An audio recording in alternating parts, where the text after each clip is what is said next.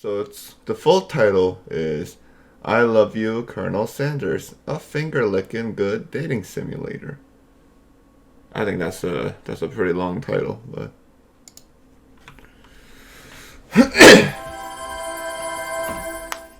it's my first boot up of the game too. There it is. I don't know what's in store.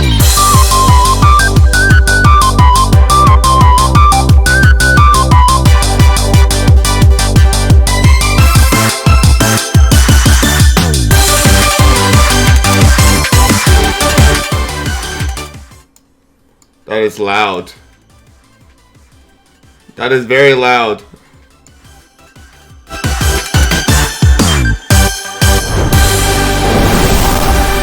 hope I can adjust the in-game volume. Oh, I can. Cool. Okay, let's start a new game of I Love You, Colonel Sanders. Tell us your name. What is my name? Well, let's go. Oh, look at them biscuits. KFC will bless your soul. Is that a K-pop group in the background? You sleep softly as the morning sun casts a warm glow through the window of your modest student apartment. The world is peaceful and serene. You could stay in the moment forever. Or you could wake up now. For your first day of culinary school is no time to sleep in. Yeah, we're breaking up.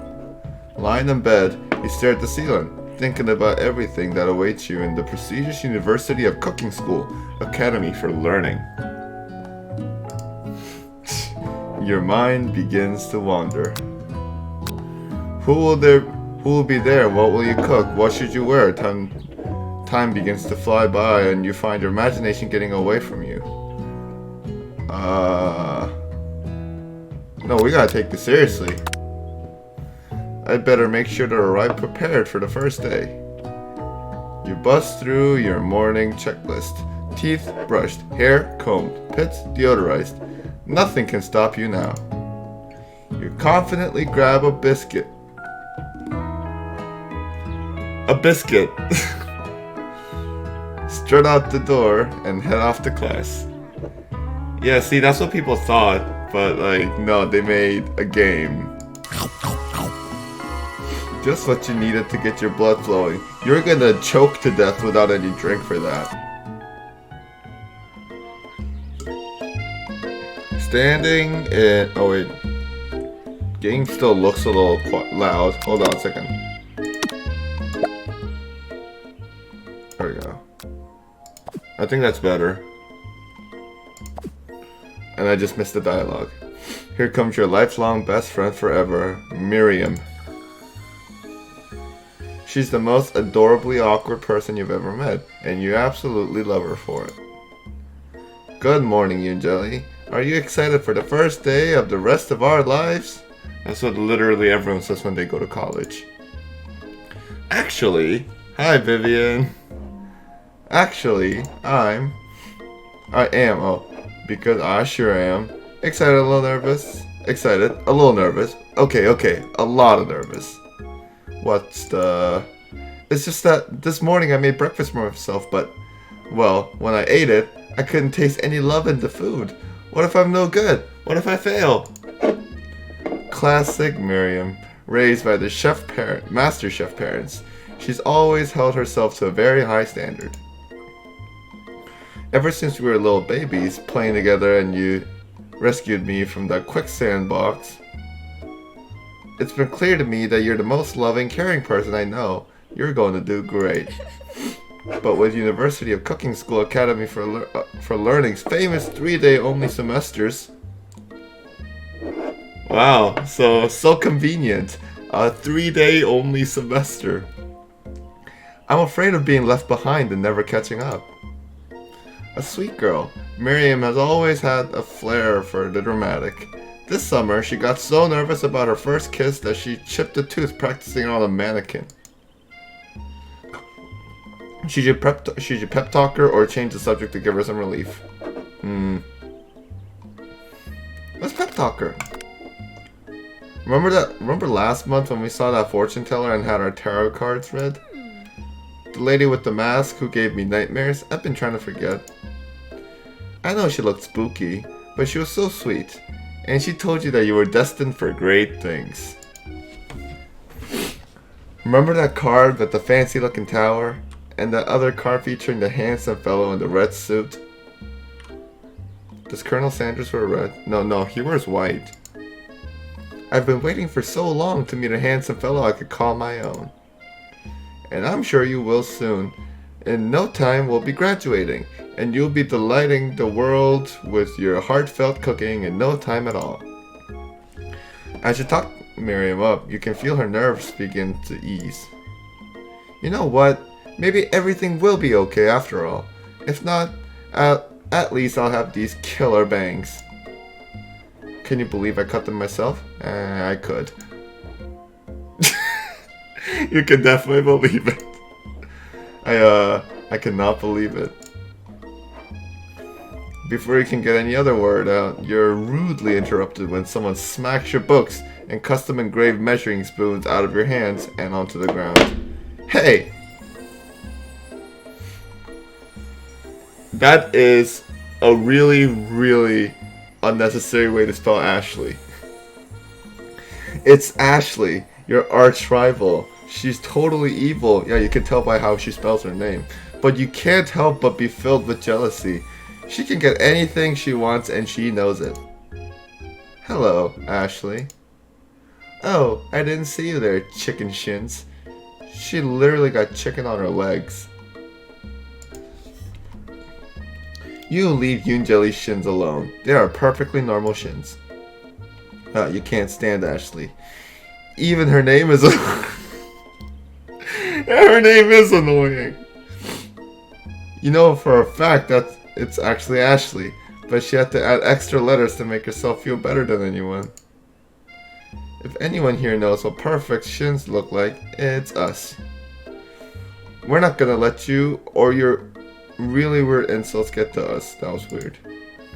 Across the quad, you see Ashley's best friend, Van Van the Man Man, has stopped to look at his own reflection in the mirror. His pants are so tight you can see him actually working out his glutes while he styles his hair. No lie, they're rockin' glutes. She be thick. Ahem. Van Van? Oh no. That looks like handsome Squidward. You rang rang? Oh no. Oh no, is that a JoJo reference?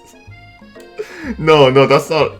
I mean, it could be, but that is an absolute Chad. You've never been sure what their arrangement is, but as long as you've known them, Ashley and Van Van have just been as close as you and Miriam, but substantially more devious. I can't believe the University of Cooking School Academy for Learning would ever. Can we just say university? We don't have to say the full title every time. Would ever allow people like you to attend as students. I know, right? You'd think they'd just hand us our diplomas now. Okay, he can't have normal voices now, but Jesus, I'm tired.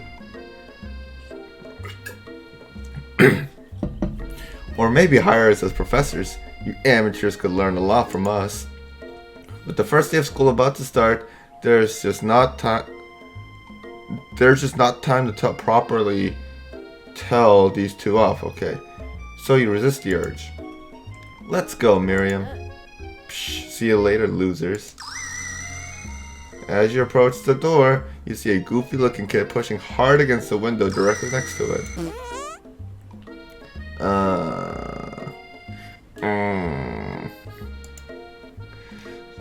Oopsie. I think it's broken. You reach forward and easily pull the door open. That should do the trick. I love you. Too early, Pop, too early. I think you mean thank you. My name is Pop. I was named after my Pop. He's old. Could someone like this also be a student at the school? He must be one heck of a chef. Also, his name tag clearly says Bob, but I guess he's reading it upside down. Hi, Pop. I'm Yoon Jelly. So, are you gonna make me hold this door all day? Nope. And with that, the young man walks into the building ahead of you. Is it just me, or is he kinda cute? No, it's just you. I think he's just as cute as your bangs. I think it's just you. You both shrug with your shoulders before following him into the building. Who is that man? You stand at the edge of the room, unsure where to sit. Other students wander in and keep themselves busy chit-chatting.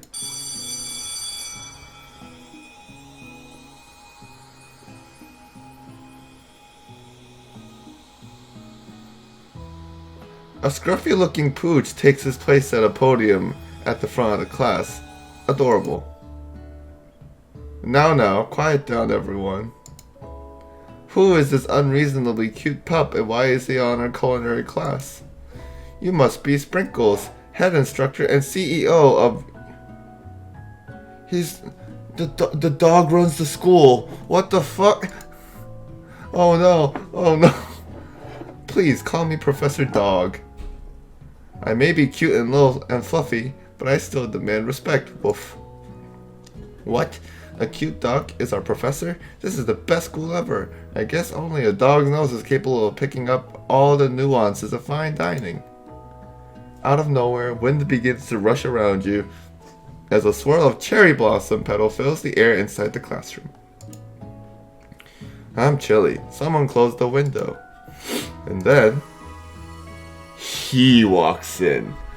Oh, he's the main course of this entire endeavor. You're immediately swept up in the aura of his new student. He's a student? Something is really not right here right now. And this remarkable goatee. Who knew anyone could be so handsome? Time stands still. He used Star Platinum the world. It's him. If it isn't my favorite student, Harland. Colonel Sanders interrupts Sprinkles. Sorry, Professor Dog. Before he can finish his... No. I read that completely wrong. Colonel Sanders interrupts Sprinkles. Sorry, Professor Dog. Before he can finish his sentence. Please call me Colonel. Colonel Sanders. A hushed murmur rolls through the classroom as Colonel Sanders walks down the aisle of desks. Suddenly, the room is sweltering. Sweat begins to bead across your brow. You feel like everyone is looking at you, and you're not entirely wrong. And this over here must be sweaty sweats a lot. Maybe we should open that window back up before our faucet pits melts into a puddle and evaporates entirely.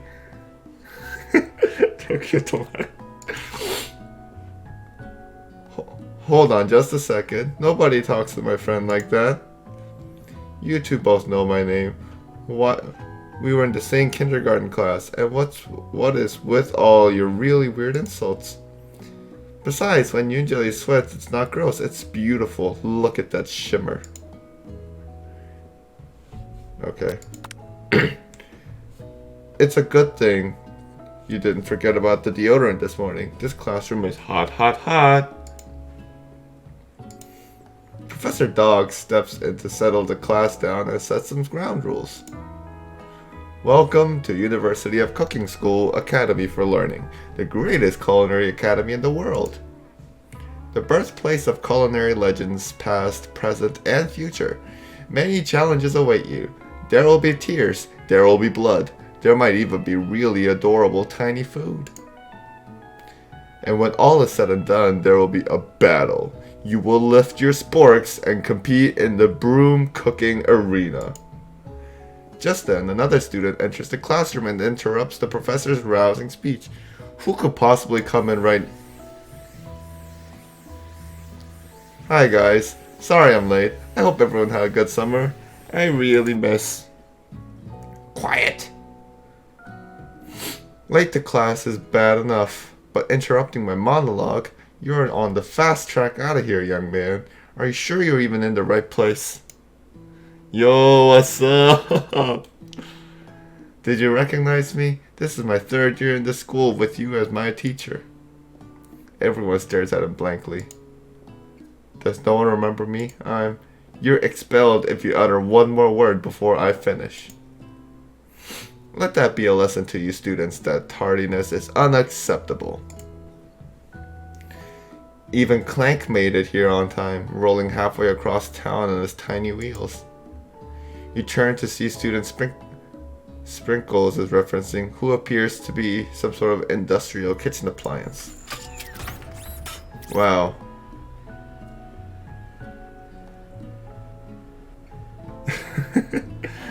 Yeah, this game definitely is something right now. Bzzz. The class bursts into laughter. Oh, Clank, you rascal. Sprinkles walks in the classroom as everyone stands in silent obedience. When he gets to you, he lifts his nose into the air and takes a deep sniff. Your diet is lacking. Based on what I'm picking up here, you definitely need multivitamin. You should be taking better care of yourself. You've never had a talking dog as a teacher before. I don't think I've ever even seen a talking dog anywhere. But Sprinkles' reputation for being smart but tough is well known. You decide to try and butter him up by giving him a treat from your pocket, but what kind? I think it's a blatantly obvious choice to go with the chicken snack because this game is about chicken. You reach beneath your apron and return with a chicken snack in your hand. Sprinkles' eyes go wide as he locks onto it. His favorite! I knew it. Well. I think there might be some competition for a new star student. The furry professor immediately devours the snack, leaving your hands slick with the coating of warm doggy drool.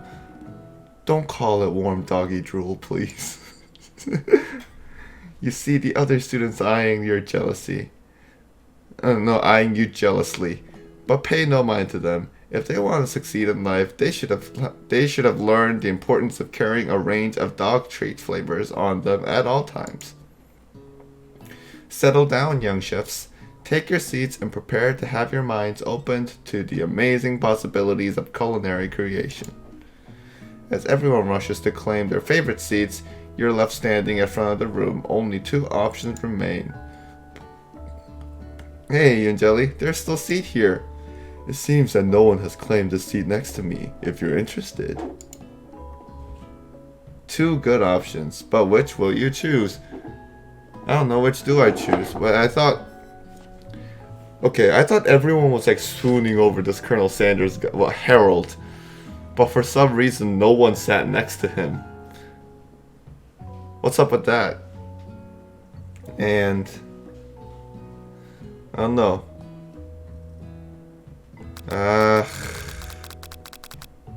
Can I save? I can't save. A best friend since kindergarten, or this new guy who is obviously the actual main character of this game.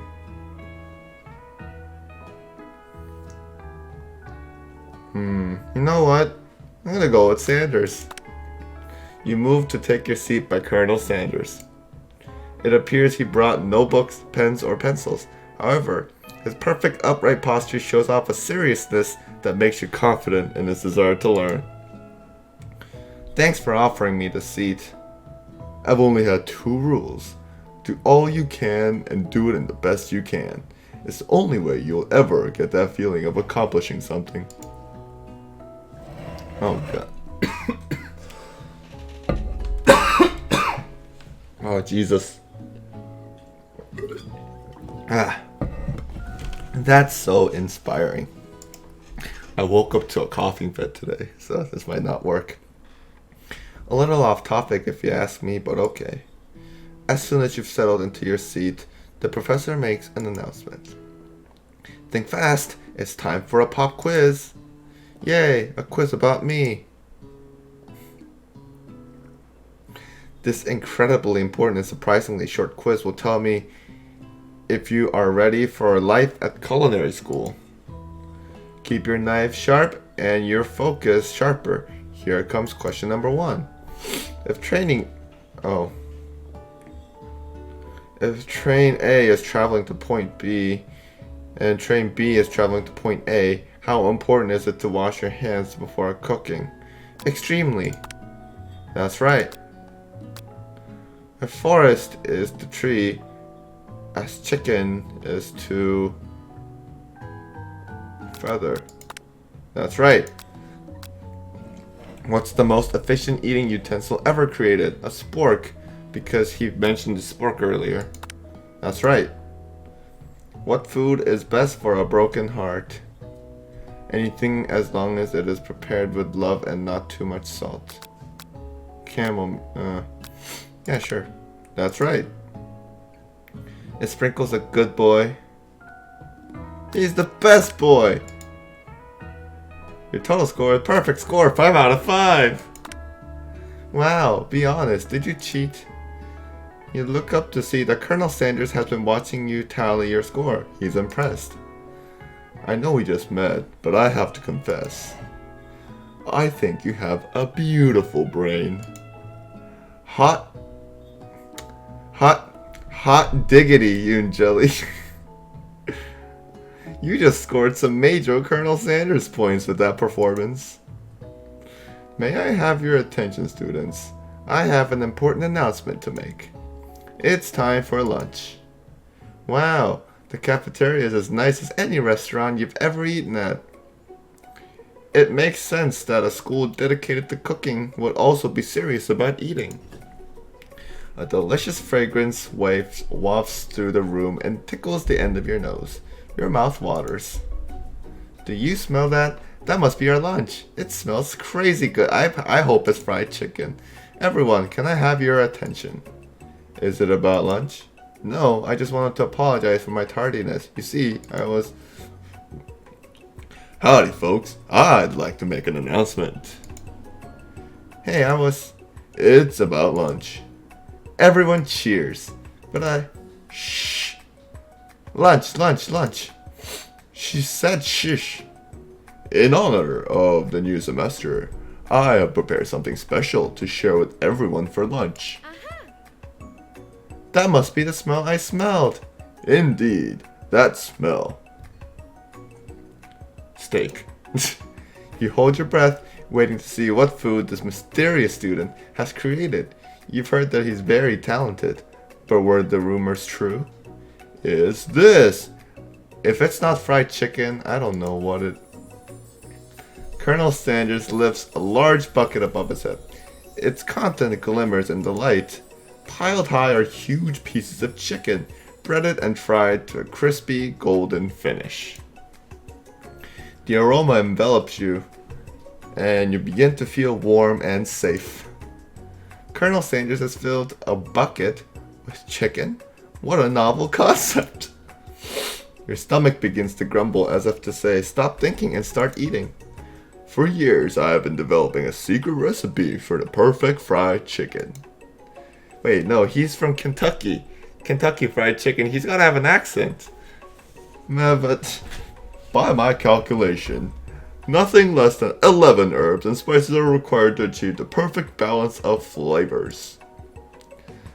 You look around and notice that every other student has a pen and paper and is scribbling notes as fast as they can. But that's all I'll say about that. What, you think you want your stupid secret recipe, dude? Psh, nah, my dude, nah. I'm just drafting a last will and testament in case one of those ingredients is poison. Got him. He looks around nervously to see if anyone else is laughing at his sick burn. You wait to see what zinger Ashley has prepared to follow up, but she suddenly takes a different approach. Yeah, and I was just writing my diary. Dear diary, today I smelled something beautiful. I knew at that moment that only the hand of true gentleman could fry chicken so tender. You see her body language change from bitter and evil to sweet and innocent as she slides closer to Colonel Sanders. She realizes he is destined for greatness and fame with cooking skills like this. She wants him all to herself. Oh, please. Well, when you see Colonel Sanders in like KFC commercial, don't he sound like this? But I don't think I should do that right now. Well, Van Van, the man, if you don't want any, I'll take his. Whoa, hold on, I guess I'll try. His hair went up. He takes one bite and his eyes grow wide. He starts contorting his face as he tries to hold in his pure exhilaration and act unimpressed. Easy now. There's enough for everyone. Please, my fellow classmates, dig in. You take one of the pieces of fried chicken out of this bucket and sink your teeth into it. I think they really wanted to sell the fact that KFC was the first to do chicken buckets. It's amazing. Tasting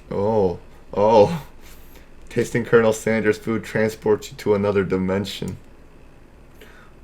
Alone with your taste buds, gripping a drumstick in hand, you float weightlessly. Do I die if I just swim towards the light?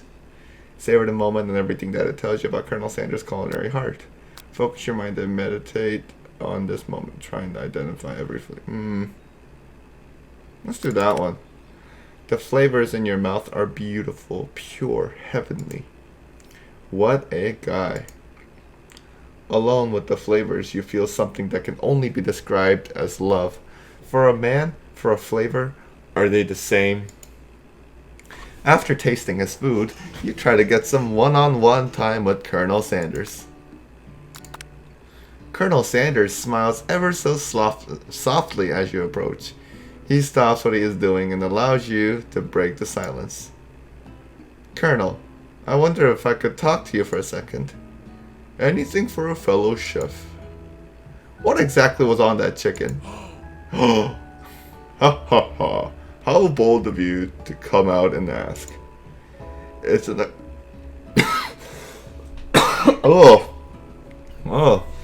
It's an idea I had for a new combination of flavors that will make me my fortune and establish my legacy for all times as I open a chain of highly successful fried chicken restaurant. No big deal.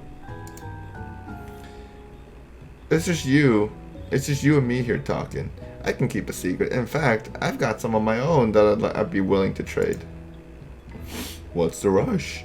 The semester's only getting started. We've got 2 more whole days to know each other. Oh yeah, this is a 3-day semester. He's clearly not going to give it up easily, but it doesn't hurt to be persistent. You know what they say about secrets, Colonel. Shouldn't learning be fun? You've got moxie, I'll give you that. Colonel Sanders looks both ways to make sure you're truly alone. He then leans in. You can feel his warm breath as he whispers. Just one ingredient. You can't tell I use poison. It's something my great-grandmother taught me. Poison? Wow! You'd never have guessed that. In fact, you're not even sure where you'd get some if you're searched. Wow.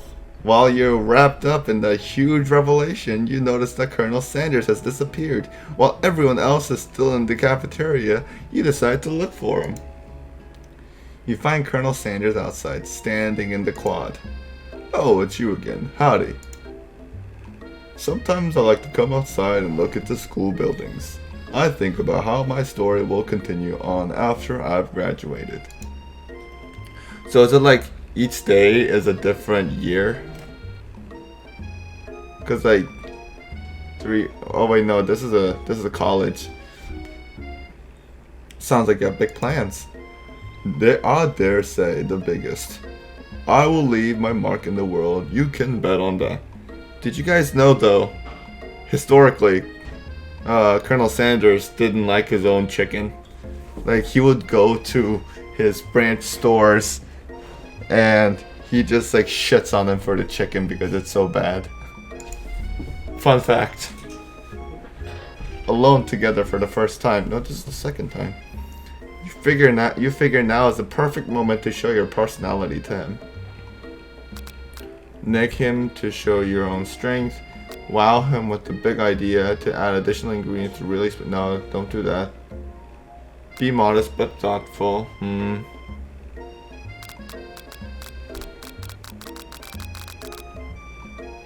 That one. Well, I just wanted to tell you that I really enjoyed your food. Now you've got his attention. The flavors were complex but comforting. The interplay between salty, savory, and peppery.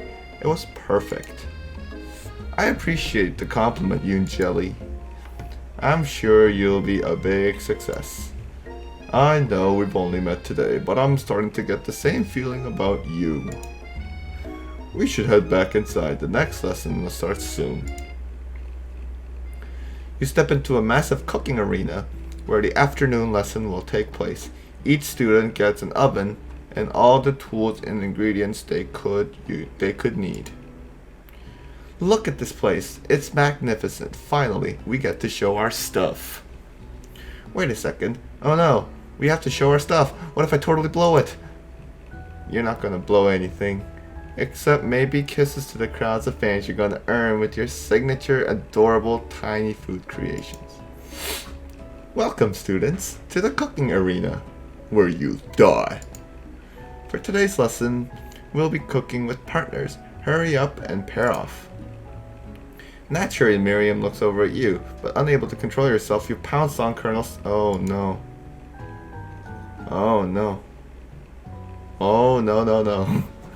Hey Colonel, would you like to tackle this lesson as a team? A team two, that is you, me, and you, if that wasn't clear? Wanna be my partner? Sure, Yoon Jelly, I'll prepare our station. Without you as a partner, Miriam is left standing all alone. Two different students quickly take notice. Hello, new partner. Beep boobs.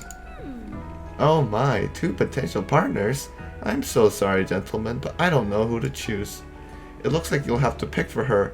Friend duties can be a little awkward, but that's the price you pay for not being alone forever. Who do you want to ask to be Miriam's partner? Pop, because she thought he's cute. Sorry, Clink, but I think Miriam will be partnering with Pop today. Pop gives a big smile as he steps up to the same station as Miriam. I'm a chef. He holds up a banana, and without peeling it, proudly eats the entire thing. It's disconcerting, but Miriam is too kind to act grossed out. I love your enthusiasm, Pop. She looks at you like, really? This kid? But it's too late to change your choice now. Oh. I thought she liked them. Now it's time to focus on your own cooking classwork. Alright, you two, for today's lesson, we're going to keep it simple. Pick a basic dish and divide up the steps. No chef is an island. It takes 2 flints to make a fire. You get the idea. Which dish do you suggest to your partner, Colonel Sanders? Steak tartare seems easy enough. It's fancy. You don't even need to cook it. Use octopus. Ooh. Using octopus will blow Colonel. Your grandmother's mashed potatoes and gravy. This is where it all comes together. I've always been something of a down-home chef. I was thinking we can make something warm, inviting, comforting. Maybe mashed potatoes. And gravy? I couldn't imagine one without the other. Colonel Sanders casts a coy look at you, causing your whole face to go beet red. Embarrassed, you quickly turn away. I'll go get the potatoes. No, please, let me. Picking perfect produce is a passion of mine.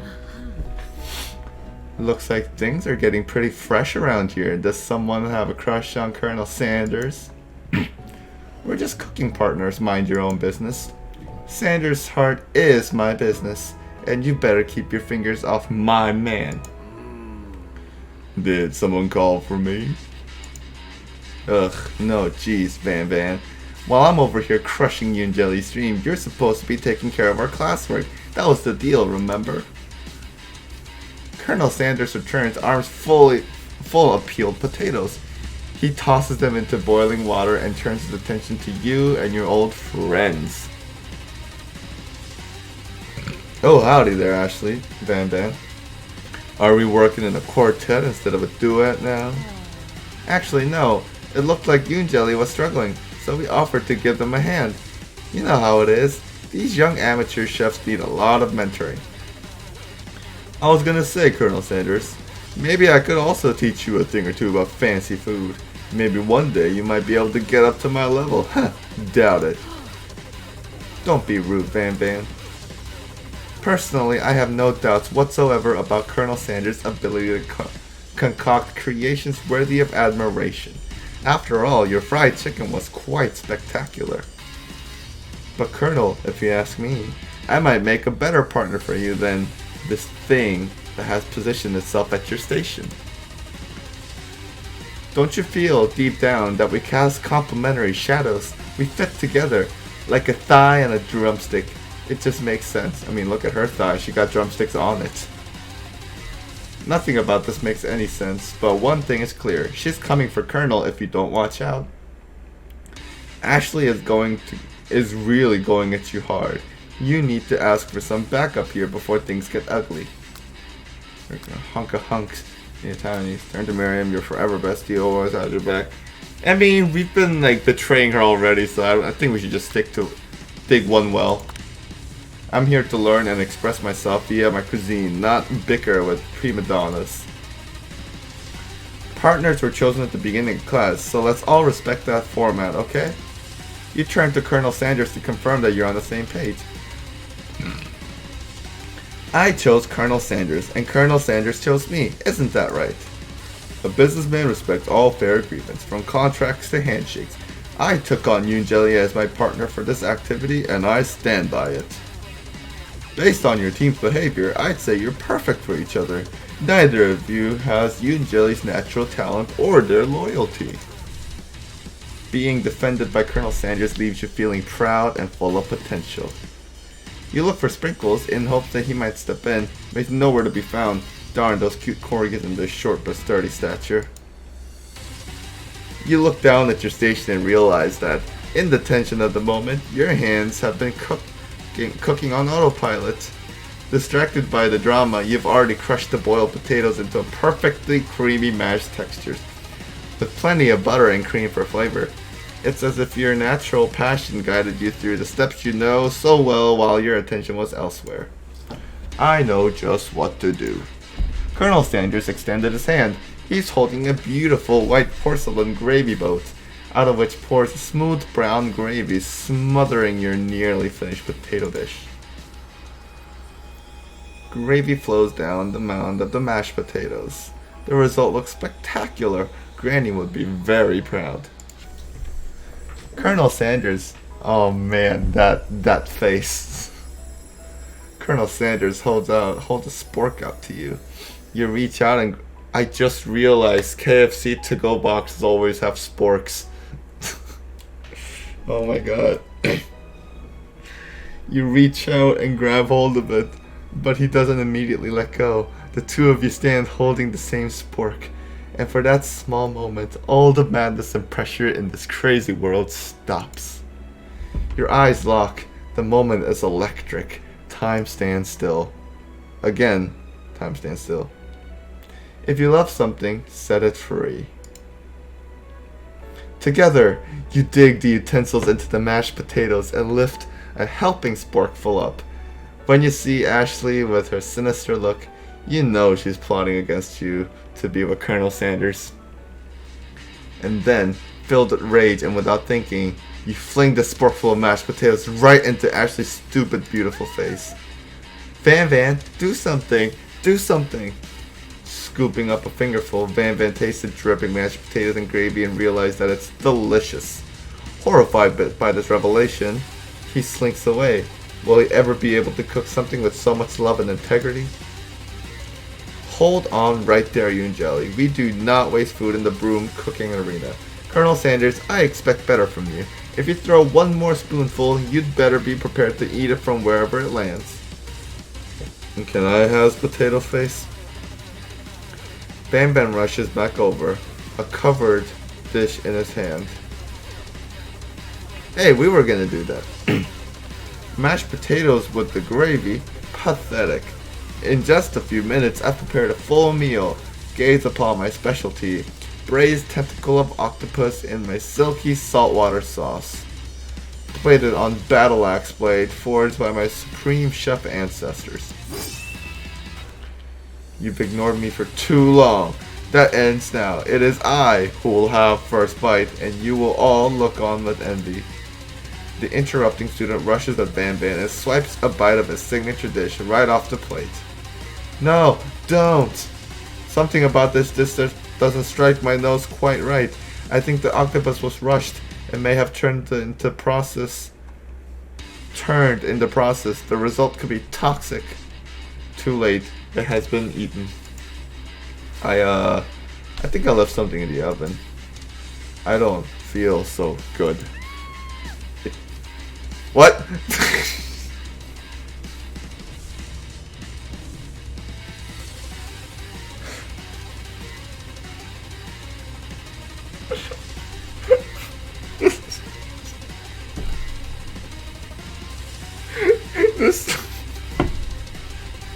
This guy came up like what 3 times not being able to say his name and now he's dead.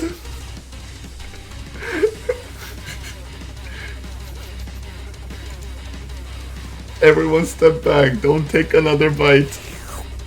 When you look back at the plate, the rest of it is gone. You notice the tip of the tentacle being slipped up in Pop's mouth. Pop winces in pain just a moment, then almost immediately backs to his oblivious self. Oopsie. Tastes like poison.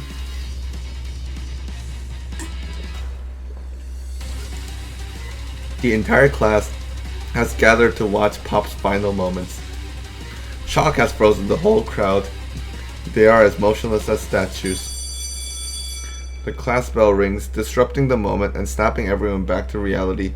It would appear that Pop's enthusiasm for trying new things, despite obvious dangers, has inoculated him against poisons of all kinds. Well, okay then. I'm not sure the professor here makes enough money. Ghost. Hello, I just turned into a ghost over here. Seeing that you're shaken up by the really annoying student and all his nonsense, Colonel Sanders approaches you. I'm sorry you had to go through that. Please let me walk you home. What? Like for real? Oh, come on. You follow Colonel Sanders out the room. At night, the school building has taken on another vibe entirely. It's dark and more than a little spooky. Colonel Sanders stands in the quad's neon glow and speaks softly. Those mashed potatoes you made in class today. Before you go on, I want you to know they're not a great representation of my skills. I didn't even realize I was making them. They were amazing. Tasting them, it reminded me why I became so passionate about food to begin with. Colonel Sanders is getting choked up. Cooking is obviously important to him in a way that you find inspiring. Now might be the perfect time to tell him you're developing feelings for him. Colonel Sanders, yes, Yoon Jelly, there's something I need to tell you. Hold it right there, you fucking murderer. There's something I need to tell you first. Oh jeez. You see, when I was just a boy, I had a dream that one day I would be the greatest chef in the world. No, greatest chef the world has ever seen. And every day since, I have been working towards that dream, day and night, never stopping, never resting, also lifting a lot of weights, like so many weights. We should follow our dreams with all of our hearts. And that our souls may grant them like wishes floating on a shooting star. I thought he was gonna say floating on a gravy boat. Hey, no, you. Shut up, I'm the one here to say inspirational stuff and be the star of the story. Literal star of the story. Are we forgetting that your cooking literally killed a guy? You can't prove that. Also, I saw you kill that guy. What was his name? Somewhere in the distance you hear a long, sad sigh. Forget him, we're talking about me. Me, I'm the hero. The spork monster is here to fight a hero. What the fuck? What? What? I think I left the fridge door open. Later, nerds. How dare you threaten me just as I was letting down my guard and connecting with another chef's on an emotional level. Be afraid of me because I'm a monster, see? Is he rhyming on purpose or is that just a coincidence? But before you can discuss syntax any further, it's a turn-based fight sequence. What will you do? You decide to go on the attack. Which attack will you use? Cook with Love does 1 damage. It just got real. That attack really upsets Spork Monster. Spork Monster goes on the attack. They spit hot gravy at you. You take 1 damage. You decide to go on the attack. Okay. It worked last time, right? Cook with Love does 1 damage. Spork Monster won't forget this. Spork Monster is really feeling threatened by your attack. Spork Monster focuses their mashed mind and draws in energy from Mother Earth itself. They grow larger and more intimidating. How will you respond? Let's attack it more. You decide to go on the attack. Cook with Love. Cook with Love does 1 damage. At this rate, this semester will probably be over before this fight is. Spork Monster is no quitter, buffed up and ready to rumble. They go on the attack once again. Utilitensile. You took 2 damage. Okay, I'll defend that. Which defense will you use? Trepidation. And Crown Topal. I'm not cut out for this. Feeling vulnerable, Spork Monster prepares for its ultimate attack, Rounded Edge. Vile villain, your reign of terror stops here. Colonel Sanders summons the energy of 1,000 chickens. Oh no, this is Legend of Zelda.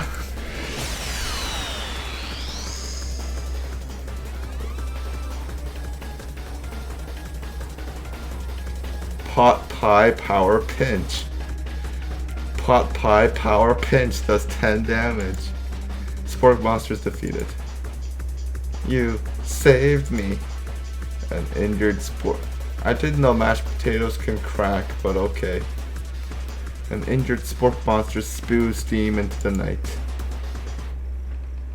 Spare this wretched beast. You manage to tamp down your disgust at the sight of this gnarly beast long enough to realize that he is still a living creature with a pure soul who deserves your pity, not your wrath. Be gone, beast! And don't you dare come back for a follow-up encounter tomorrow. I won't forget this, and I certainly won't be back, like you said. The Spork Monster scuttles off into the night. Defeated monster is left behind a special item. It appears to be a first cookbook, but upon closer inspection, it's so much more. It's a book of magic spells with a golden chicken on the cover. You open the cover and find a library card tucked inside. The last name to have signed it is Borko. Borko. That name sounds strangely familiar. Your blood is pumping as you stand in the quiet of the night, holding the mysterious book in your hands. As you come down for your battle buzz, you realize that your final attack has left you completely depleted. The world around you is beginning to fade away. Without any energy to keep your eyes open, darkness overtakes you. The image of Colonel Sanders flashes before your eyes as you fall asleep. He must have helped you get home in your tired state. You don't know if you could have made it without him. What a guy. You want to thank him, but you don't have the strength to utter a single word. You feel your covers being pulled up over you as you are tucked in tightly. Good night, my Colonel. In your dream, you're together with Colonel Sanders for some reason. Sprinkles is also there, instructing your love. Dreams are weird. Oh my. You awake on day 2 and attempt to process the wild visions you had. Were they memories or premonitions? And then there was that secret ingredient that Colonel Sanders went ahead and told you outright. Not much. It's kind of funny how I happened to say poison And that's what killed someone else with another dish. Not much of a secret, huh? It's probably just because he already trusts you so much. Sure, that makes sense. We'll go with that. You meet up with your bestie in front of the school. Before you can tell her about the encounter with the spork monster, she launches into a story of her own. Okay, I know this might sound a little strange, but I think I might be, I think I might like Pop. I knew it.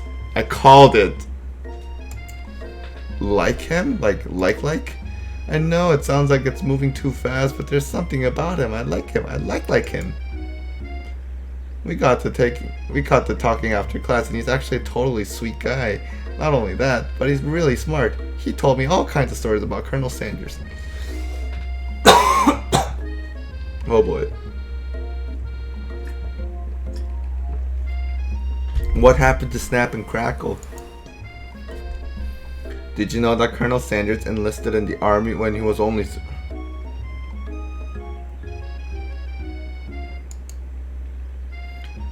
Not only that, but he founded a special unit of super soldiers who all wear the same hats just because he put a hat on one time and thought it looked cool. But Colonel Sanders doesn't even wear a hat, he wears a ribbon tie. Don't you mean bow tie? Oh, you're right, he does wear a ribbon tie. Either way, maybe it's the best if you took it slow with this new boy, like I am with Colonel Sanders. You and Colonel Sanders, the coolest guy in school, the most famous student to ever attend University Cooking School Academy of Learning, you're a thing now? We definitely connected yesterday. Sure you did. You're great. Why wouldn't he be into you, I guess? Laughing at the implication that you and Colonel Sanders might be a thing is definitely not cool. You are great. You have an idea about how to prove that love is real? Well, if he's not into me, why did he tell me one of his secret ingredients? Your bestie's eyes light up. Oh boy. A secret ingredient. Yeah, I just said that. A secret ingredient. Is there a dramatic echo in here? Miriam checks to make sure you're alone before continuing. So this summer, while I was on vacation with my family, a lovely man approached me in the botanical garden where I was wandering. This can't be good. He told me all about his passion for spices, secret spices. The man even gave me some to show me what he meant. He said it was a powder created from super duper rare dried flower petals, and that if I did him a big favor, I could have some of my own. Please, Miriam, don't tell me. So I filled my suitcase with them and brought them home. It's cocaine, isn't it? He was so nice. He even met me at the gate when I arrived. Later, when I cooked with them, a very strange feeling came over me, and the flavor was unlike anything. Yeah, it's cocaine. I think you're being very liberal with the meaning of spices here. Whatever. Anyhow, we both share an interest in cooking, so we've stayed in touch, like pen pals. I bet he would love to know more about new spices. Well, I'm definitely not supposed to share Colonel Sanders' secret recipe, and besides, I only know the one ingredient, so I doubt it'd be much use to anyone. Please. It would mean the world to me. No one has to know it came from you or from Colonel Sanders. What do you think? Should you protect Colonel? Yeah, of course I'm going to protect him. Quickly think of an ingredient. I don't know. How about I have newt? I know. Sounds like some kind of witch's potion. But what can you do? I have newt. Wow. Her eyes light up and magic. Wow. I am abandoning this friendship. Her eyes light up imagining such a thing, and you figure that you've satisfied her curiosity and she'll move on. However, she immediately turns around and does the thumb typing on her phone. You can't quite see. That's probably not good. Before you can ask her to confirm that she was definitely not texting secrets to other people, you're interrupted. A wind rushes and cherry blossom petals fill the air. Okay, why is this supposed to be like a parody of Sakamoto? It's Colonel Sanders. He's arriving at school. Admire his majestic glory. Colonel Sanders' horse is truly a thing of beauty. Without ever acknowledging that he's being watched, He does a short horse dance before dismounting with a flourish. He then slaps the beautiful creature gently on its rear, sending it running free into the countryside. You are so struck by the sight of him that you lose the ability to speak coherently. Oh, I didn't realize anyone was watching. Don't worry. He knows his way home. You attempt to compliment Colonel Sanders, but the words don't come out exactly right. What a horseful beaut you have. What a horseful beaut you have. Dang it, that is what I just said. Oh. I had to read that slowly just to make sure that was right. Being a good friend, Miriam attempts to cover for you. Oh, you and Jelly just gets really nervous around people they like. What? That's not helping. They got food poisoning when we were up all night. It was gruesome. You should have seen it. She gives you a wink and smiles as if to say situation handled. Can't blame a girl for trying. And with that, Colonel Sanders disappears into the school, leaving you and Miriam to follow. When you enter the classroom, you can see your two rivals, Ashley and Van Van, are doing something bad. By the way, they're hiding. You know it must be really bad. Like counterfeiting recipes bad. Experimenting with restricted ingredients bad. Summoning a demon bad. You try and get a peek over Van Van's hulking shoulder, but he sees you coming. Whoa there, little one. I'm not sure you're ready to handle this. I'm not sure I am. Why don't you make like a bee and mind your own wax, honey? Act like you're not interested in them, but really try to get close to them. You sit near the rivals, but leave your back turned to them. You ever hear Van Van mutter something that sounds a bit like a magic spell? However, he notices you eavesdropping. You try and cover your tracks and improvise an excuse. It's time for class, and you're distracting the rest of us who want to learn. Now you've upset them. Oh, and you're the Emperor of Cooking, are you? You make the rules? I'm not sure you'd know a good meal if it ain't you. Being the best chef in the world takes more than just culinary skills. It takes creativity. It takes panache. And it doesn't hurt to use a little evil. You finally get a look at what it was they were hiding, and you instantly recognize it. It's a book, just like the one you found after your encounter with the spork monster. That's the same book I found last night in the quad. Ashley immediately elbows Van Van, who hides the book behind his back. I don't know what you're talking about. That book is a family heirloom, and its contents are secret. You notice that they haven't just been studying the book. They've got Pop pinned to the wall, and they're tossing potato skins at him as he tries to catch them in his mouth. We're playing. Before you can dig in any further, you're interrupted by the arrival of more students. It's almost time for class. Beep beep. Clink must be running late. He's in such a hurry that he rolls right over Van Van's meaty foot. Hey, watch it, you bucket of bolts. You watch how you talk to him. He didn't do anything. Womp. Who do you think you're talking to? I've never heard such language, not even from a stand mixer. Womp womp. No, your mother was a stand mixer. Van Van jumps to attack Clank, but Clank shocks Van Van, sending him flying across the room. Protect me, Colonel Sanders. These crazed men are about to come to blows. I think it must be over me. I'm not interested in either of them. Ashley's tones completely change in an instant. She bats her eyelashes at Colonel Sanders. Surely he must know that this is a ruse, right? Gentlemen, get a hold of yourselves. Save it for the arena, at least. Or don't, honestly. What do I care? I got lofty career aspirations to focus on. Maybe I can help you with your business plan. Just then, Sprinkles arrives to signal the true start of the class day. He's panting, which doesn't seem that abnormal. He's a professor, but he's also a dog. Students, please take your seats. I apologize for my late arrival. I spent the morning chasing a car all around town, and my tiny legs are very, very tired. But I'm here now, and I hope you're ready to learn. I rub his furry dog belly. He loves it. After he catches his breath, Sprinkles regains control of the classroom. Without further ado, we'll review the global history of my favorite fowl, the chicken. You want to pay attention to the lesson, truly you do. Which is why in 1776, a signing of the Declaration of Independence, it was a chicken who first... No, that's not true. But you can't help but daydream about Colonel Sanders, and you miss most of the important parts. When you come to, Sprinkles is holding a tray of food in front of you. Well, you and Jelly? Naturally, this appears to you to be a sample platter. Which item do you want to sample?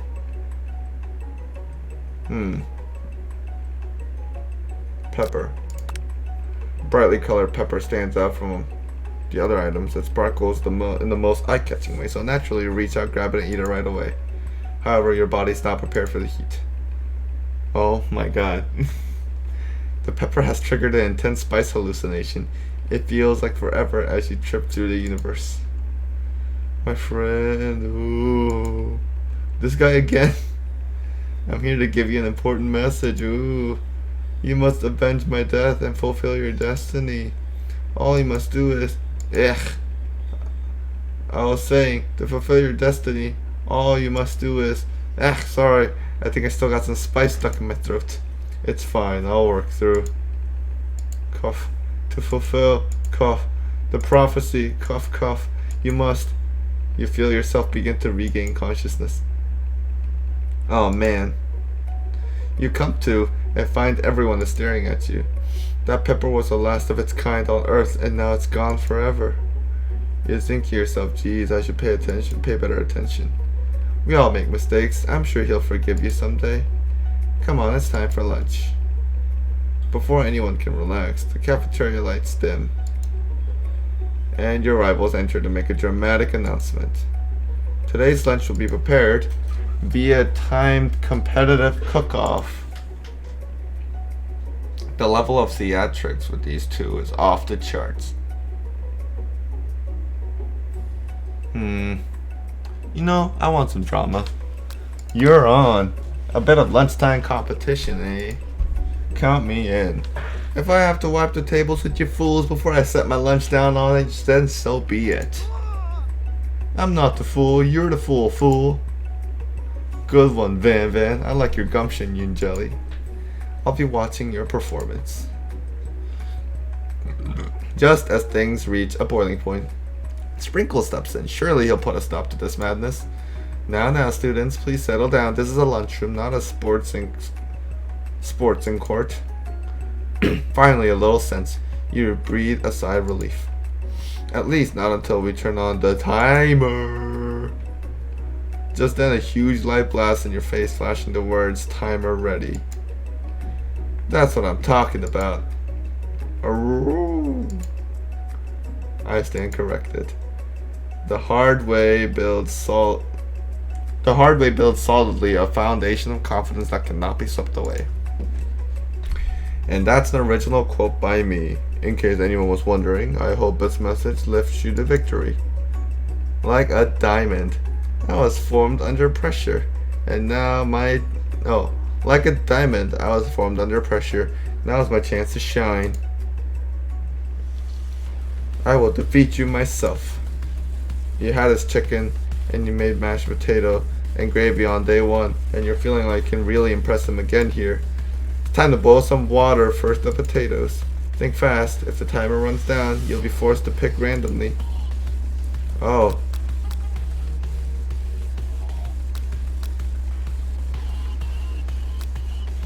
Oops.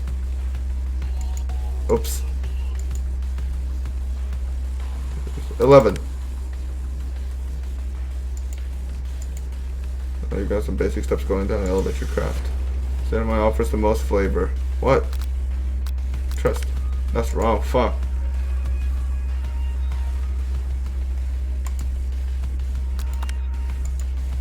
Or stay simply stronger and faster, then you better pick up the pace.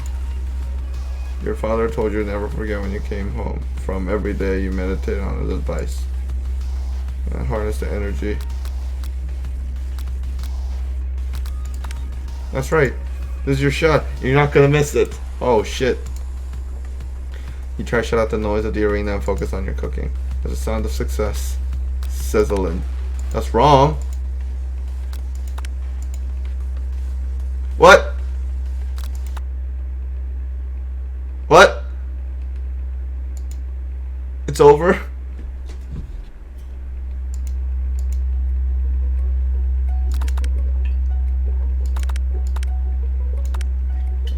Okay, silence.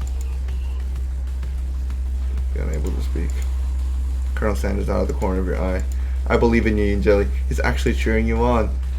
Which would be awesome, except knowing he's watching you make you totally forget what you're doing. All I can think of was Colonel Sanders. How many spoonful of gravies? No!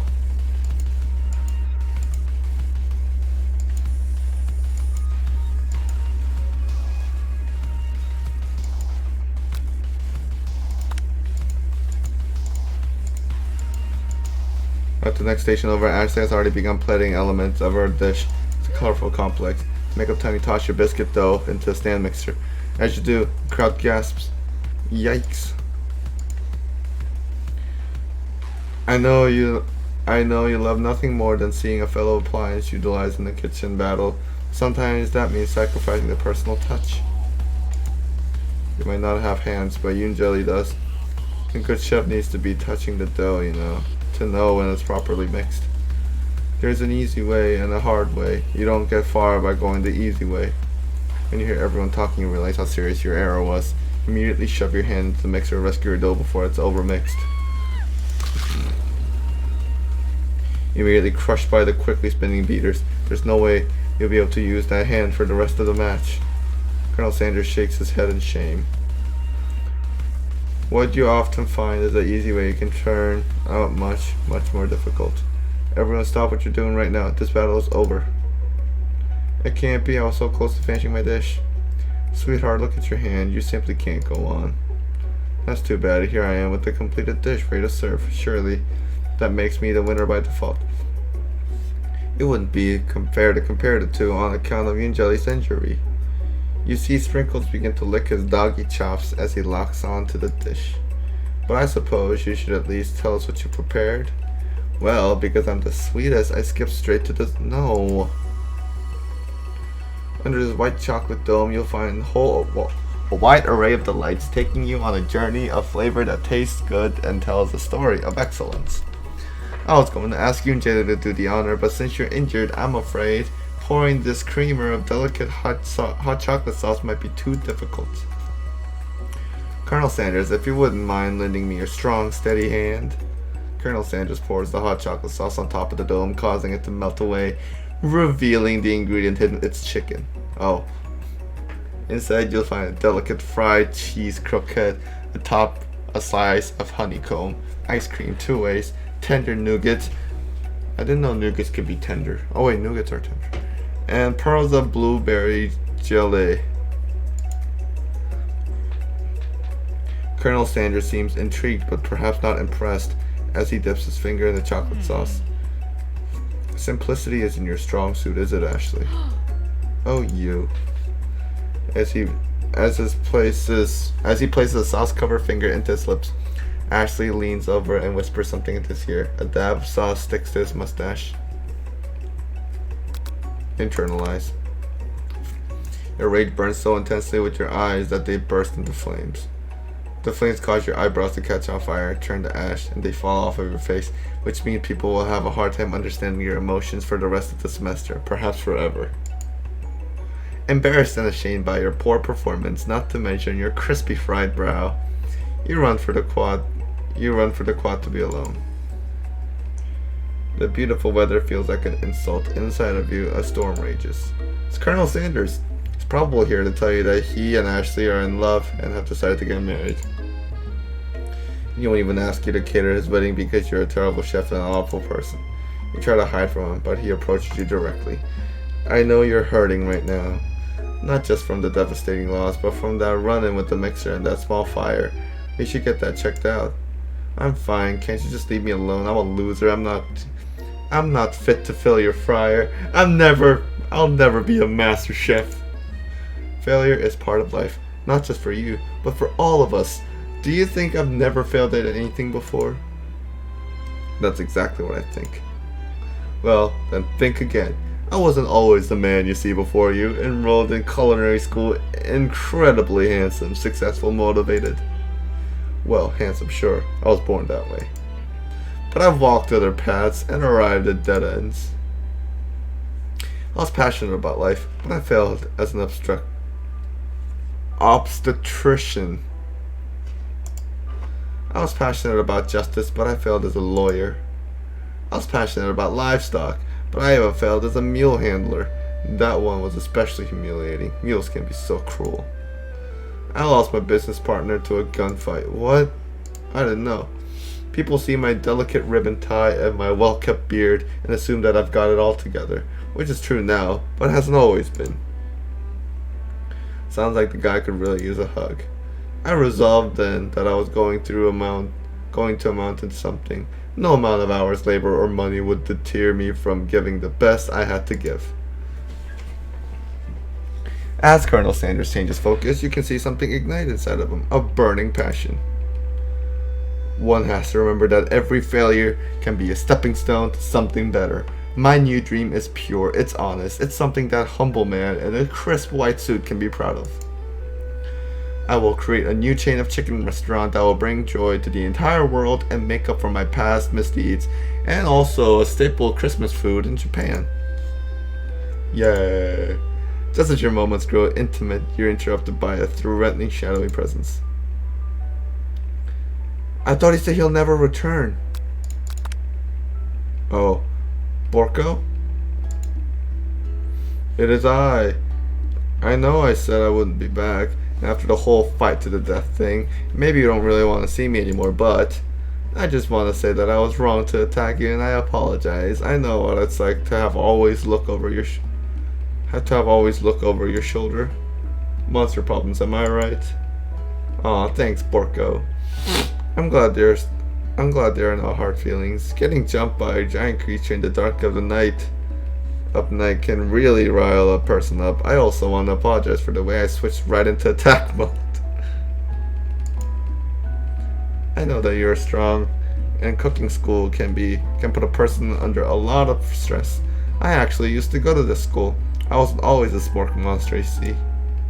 I don't believe it. You were a human once? Well, no. I was a golden retriever. I was still a student. Until one day, some mean kids with magic spellbooks cast this dark enchantment on me, and I was forever transformed.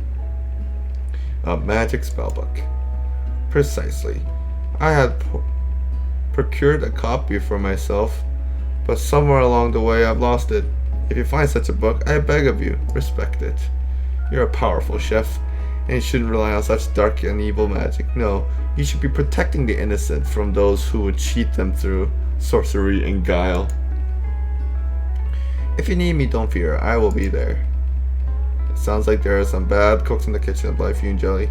Together, I am sure we can defeat them. Come back to my hideaway and we can discuss. Personal invite. You can't imagine what Colonel Sanders' home must be like, but it sounds like you're about to find out. Wow. Wow. This music sounds very familiar.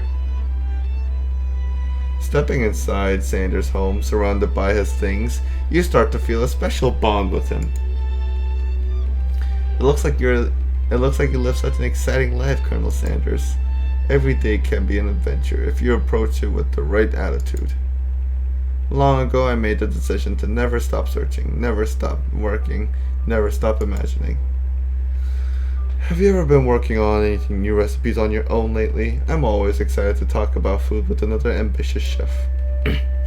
Well, there is something, just a side dish that I've been tinkering with, trying to find the right balance of flavors and textures. It's a biscuit. I'm not sure I've nailed it yet, but I'm close. Colonel Sanders' eyes perk up as you start to wonder what dish you might be describing.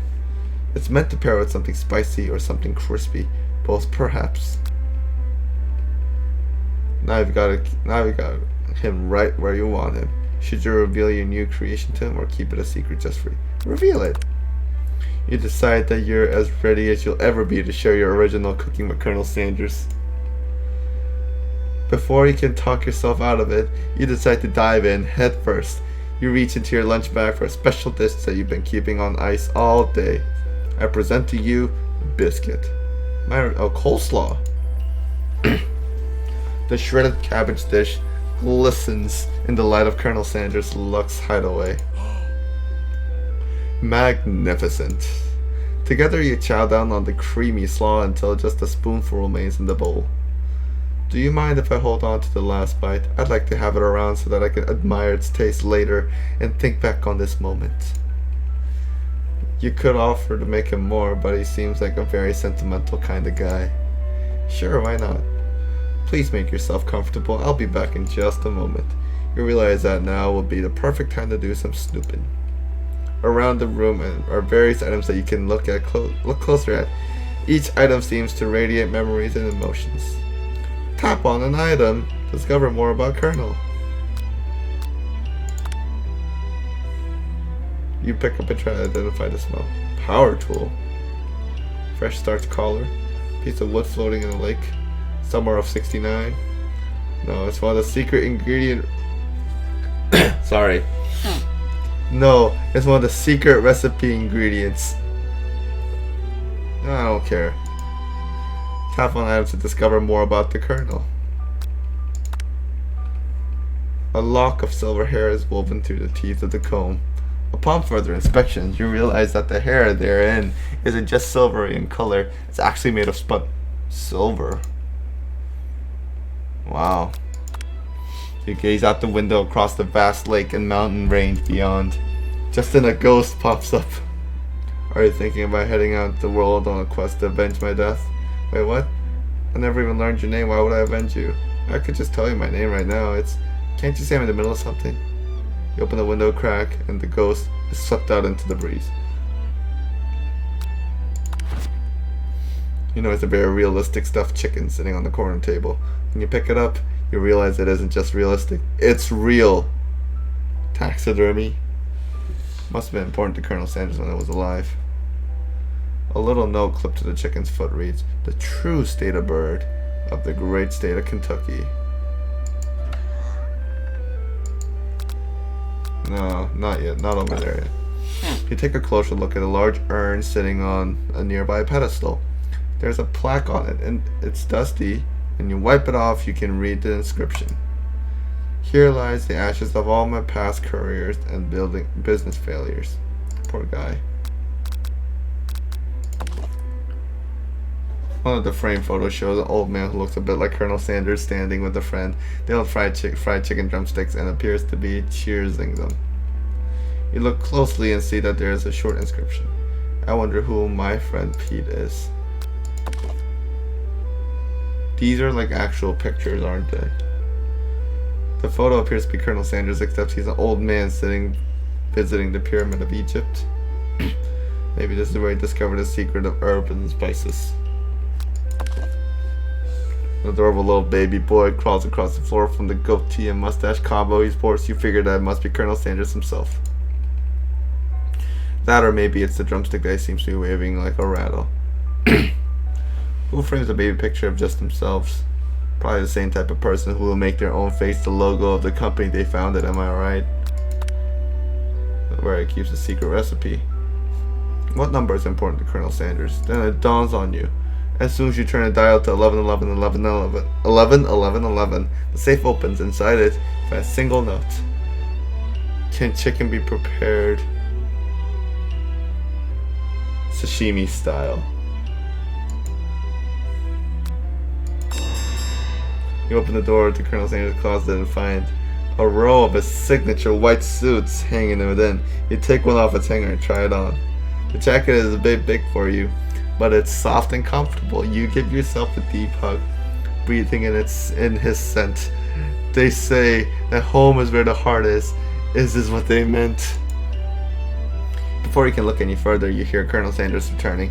He has a new dish that he has been working on. He wants you to taste it.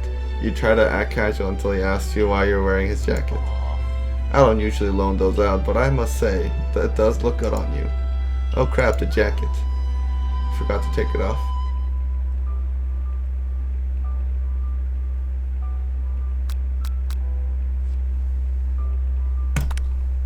Whoa, whoa, whoa, this isn't that kind of game.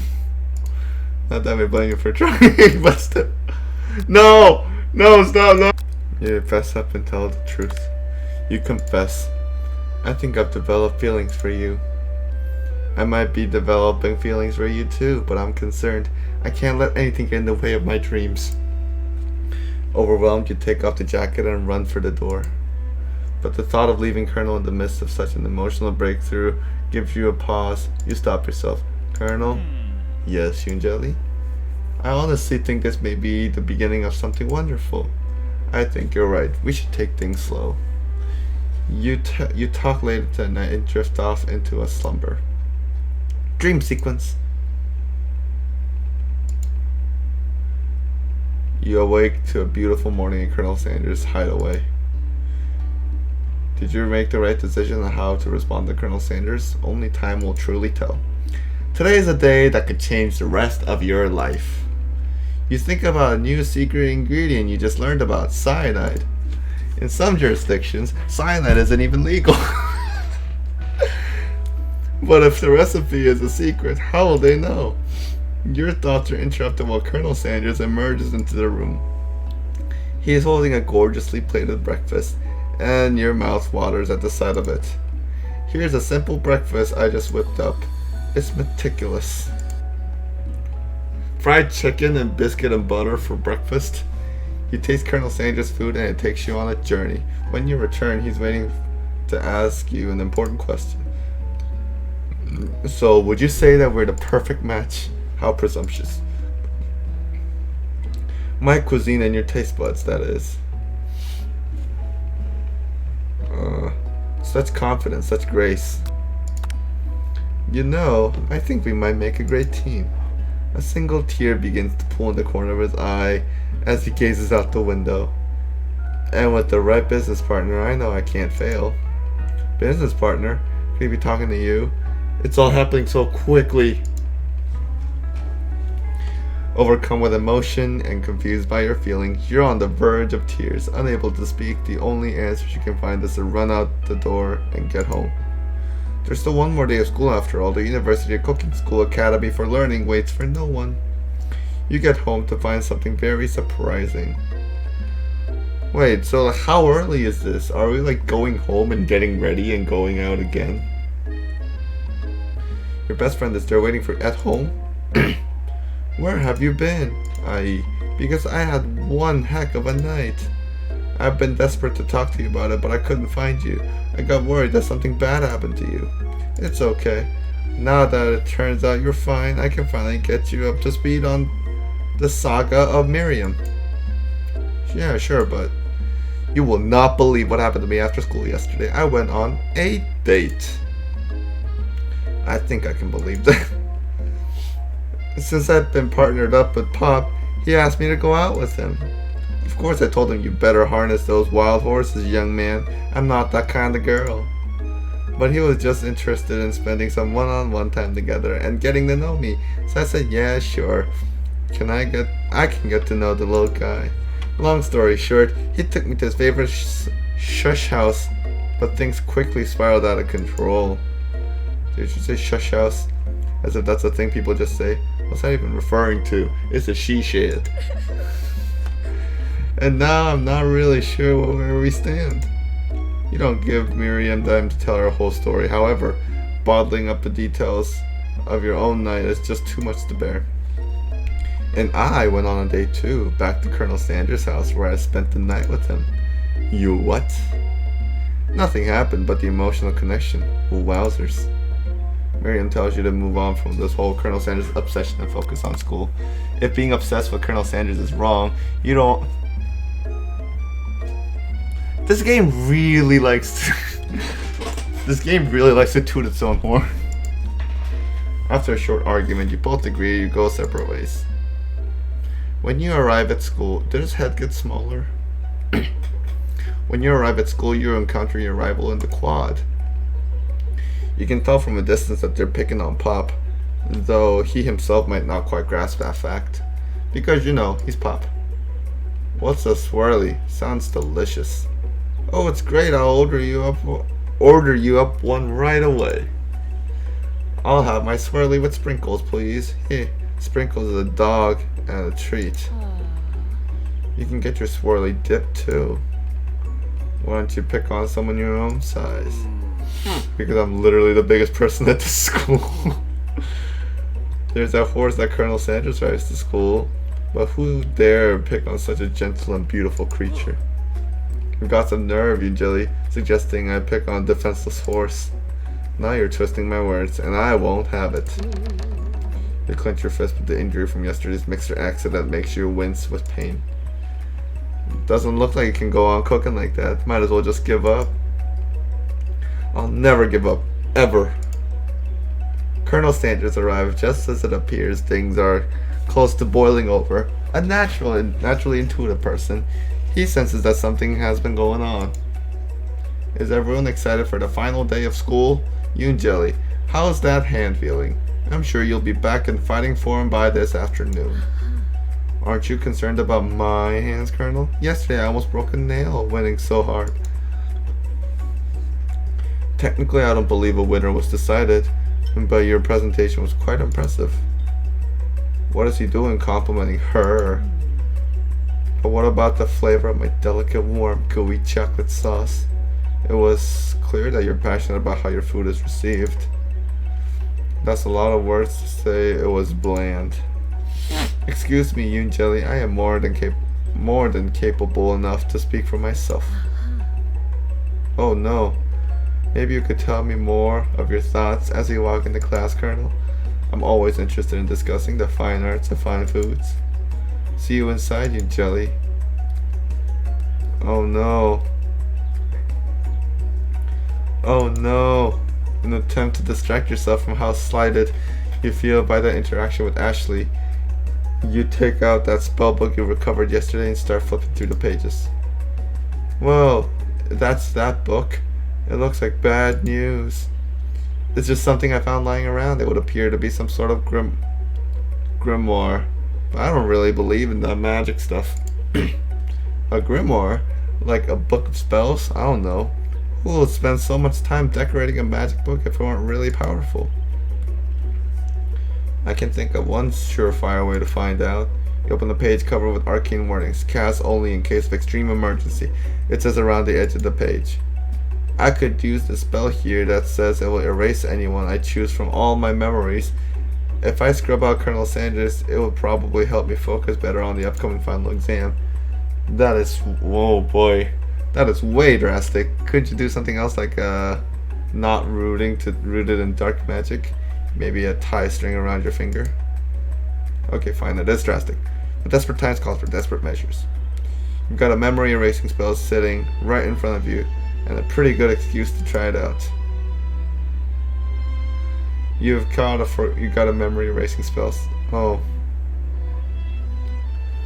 Why is this music like this? Is this goodbye, Colonel KUN?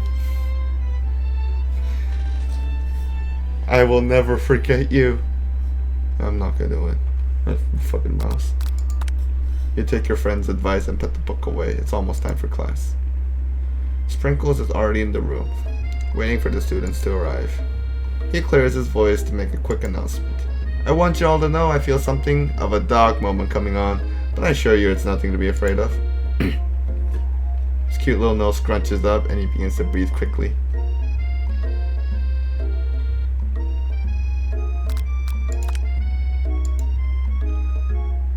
You reach into your backpack and grab some homework from last semester that you forgot to turn in. Sprinkles immediately goes for it and gobbles a sheet of paper like it's a piece of fresh chicken rawhide. I apologize for the outburst. I know it seems cliche, but not much in this world satisfies like ungraded work.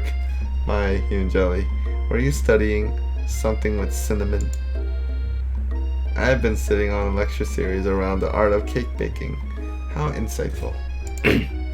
This actually brings up an important point. Thank you, Yoon Jelly, for reminding me to dole out this indispensable bit of wisdom. You see, before I can go any further, Miriam's love drama spills over into the class. Sprinkles interrupts by sad whimpering coming from the back of the room.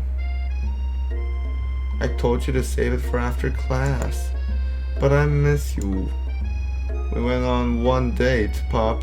And how can you miss me when I'm right here?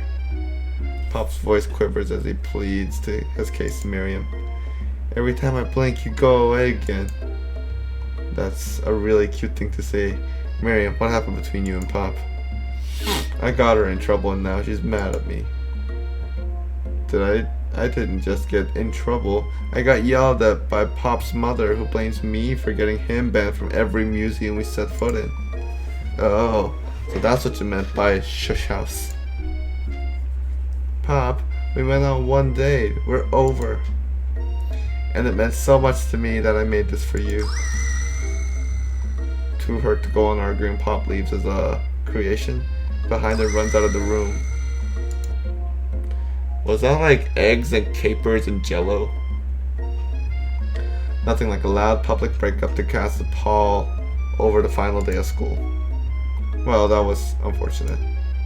But we mustn't be distracted. Well, we mustn't be distracted from what lies ahead. The final competition showdown challenge exam trademark. Well, I mean, I guess they dated the whole school year. I'm still working on the title. I think you get it. Test time approaches. See you all in the arena.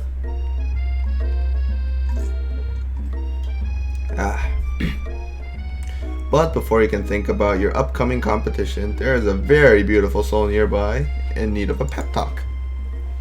Hey Miriam, are you okay?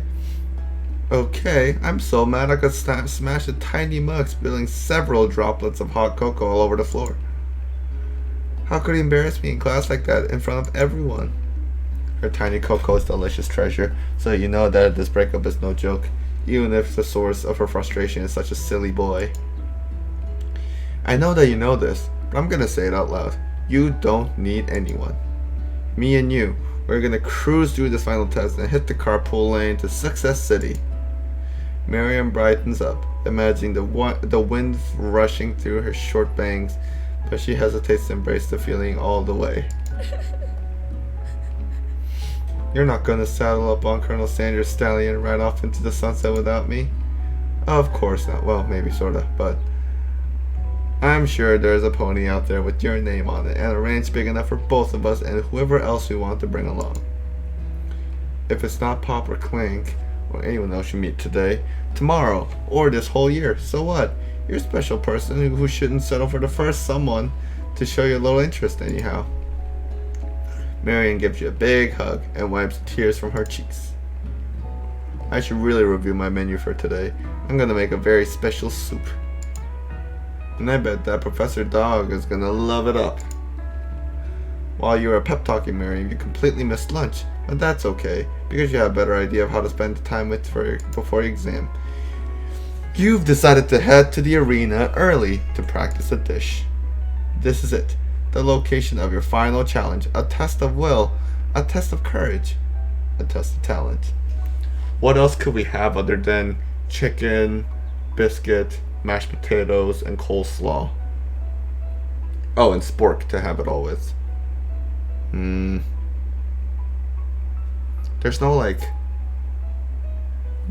KFC drink, so we'll see. A chance to beat the pants off of Van Van, the supposed Man and his abler counterpart Ashley. As planned, you begin to run through a quick test of recipe you've been working on. You and Jelly's chicken pot pie. After practicing for months, making this dish comes second nature to you, and you're able to quickly get a fresh pot pie in the oven. But as soon as you do, your cram session is interrupted by Colonel Sanders. You and Jelly, what are you doing here? There's still time before the final exam. Well, just taking it all in. I'm big into visualizing success. I'm looking at my station and picturing victory. The pot pie has begun to bake. A smell is slowly filling the space around you. Visualizing, huh? That's too bad. I was hoping you were cooking something delicious. You usually happily share your food with anyone who is hungry. The last time you let Colonel Sanders get in your head, it cost you a cook-off. You decide that it's time to put your cooking above your romantic desires, but that decision gets hard to stick to when oven timer goes off behind you. Oh, okay, you caught me. I'm doing a little bit more than visualizing. I know, my nose can smell a pot pie for 400 yards, okay. Just an oddly specific distance, but you'd expect nothing less from such an oddly specific man. You knew it was a pot pie just from the smell.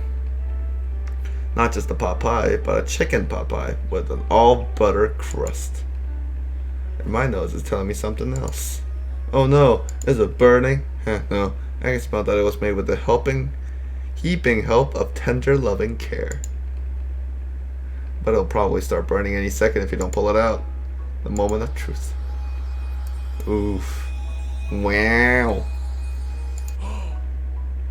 It's the best pot pie I've ever tasted. I've always loved country cooking, and I could eat this all day. There's no time left. The final showdown is about to begin.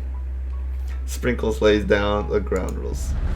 There are no rules, that is, except to cook with everything you've got. You step up for the cook-off of a lifetime.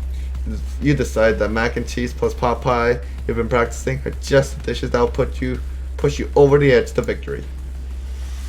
Meanwhile, both Van and Ashley are prepping wildly elaborate dishes per their usual over-the-top selves.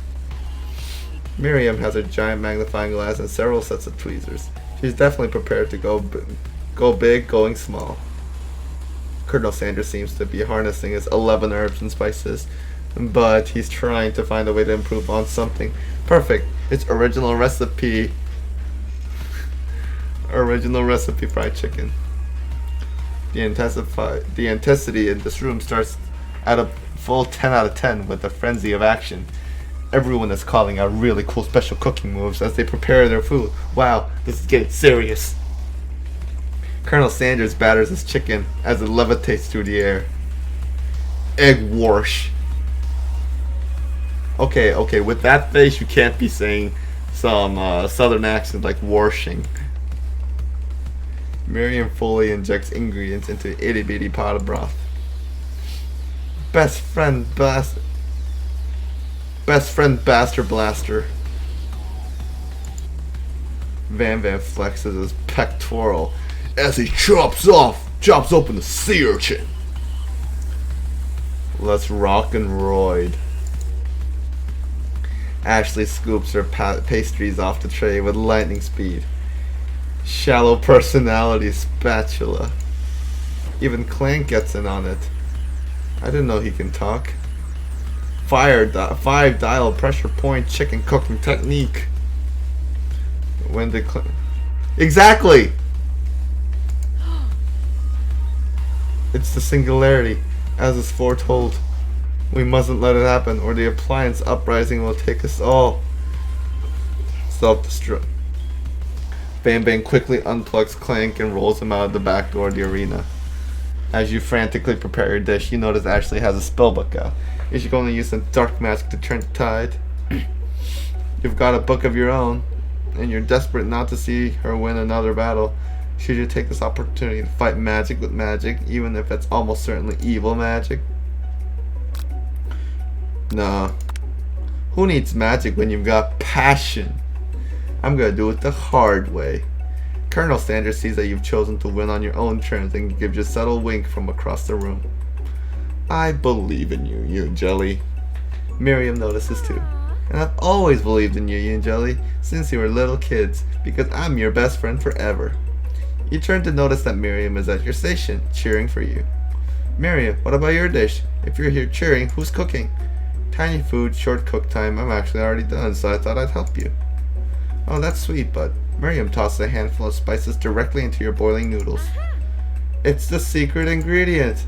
However, she doesn't know that you lied and the ingredient was made up. And where in the world did she get Eye of Newt from? The boiling pot explodes, sends Miriam flying backwards. Hits the wall, knocks her out cold. The watery noodles begin to swirl in the air, bubbling up into a dark cloud that thickens and congeals before your very eyes. It is I, Steve, the spork monster.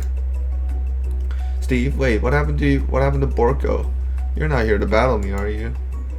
We spork monsters are many. I think Borko had the day off. But you have conjured Steve, and I hate to battle, so I'd say you're doing pretty alright.